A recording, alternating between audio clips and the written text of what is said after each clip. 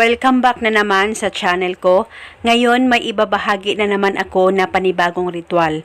At kung bago lamang napadaan ay huwag niyo pong kalimutang mag-subscribe at pindutin ang notification bell para palagi kayong updated sa mga bago kong videos.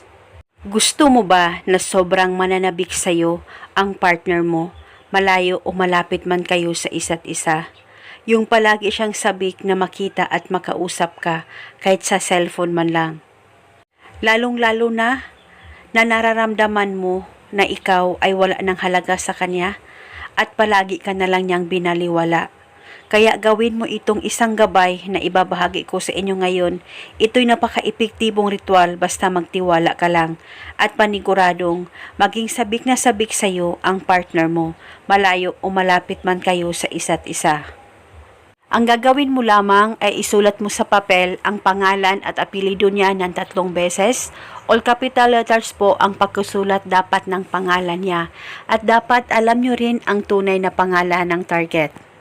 At pagkatapos, kumuha ka ng pabango at lagyan o mag-spray ka ng pabango sa pangalan at apelyido niya. Dapat malagyan o mapahiran mo ito ng pabango mo.